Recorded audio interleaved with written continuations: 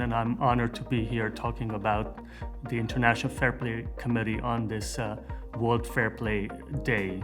The organization has been around for nearly 60 years now, and the way I like to think about it is that we're really here to promote positive sports stories. So we bring to the people of the world good news about sports.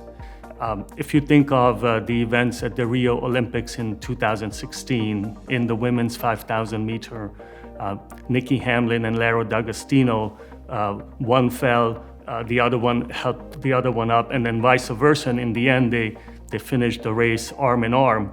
The importance of those seconds is really that if you go back to the Rio Olympics, that was the most watched clip of those games, and that shows that the positive stories that we're able to bring, there's actually quite a lot of interest around in the world in those, because otherwise it would not have been the #1 watched social media clip of those games.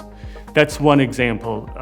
Another one, if you think of the Tokyo Games, and that relates to the men's high jump event, where two jumpers in the end ended up with the same result.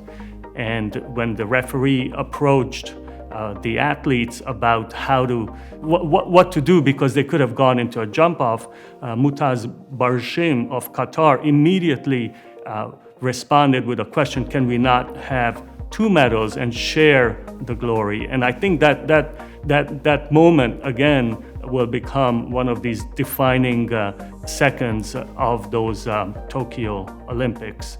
And then finally, if you think of the stories related to the women's gymnastics competition and the US team, and how mental health issues really came up in the front of that story, and the way the members of the US women's gymnastics team were willing to step in and help out a struggling teammate, really, I think is another very fine example of fair play. We try and, of course, promote fair play throughout the year. We go to events such as the Olympics, but also other large sporting events, the World University Games.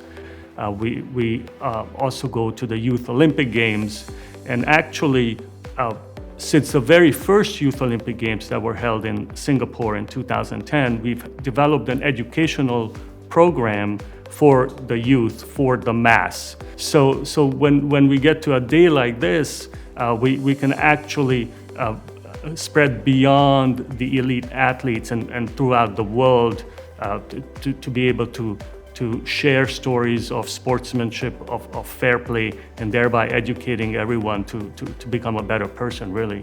Of course, we couldn't do this ourselves. First of all, we have our founders that are still active, such as UNESCO, the AIPS, which is the International Sports Press Journalists Association.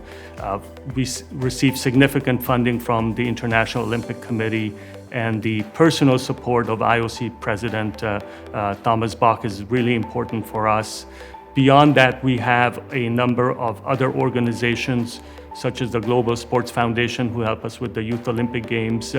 We also have some corporate partners, such as Cosmo Films out of India, and we really appreciate their assistance, which is beyond financial, because they also help us spread the word in other parts of the world where it may be a little more difficult to reach. So my message to the people is that try and think of these really fine examples that you see, and if you just tell these stories to others that are within your sphere of influence, and share the stories, and then of course lead by example.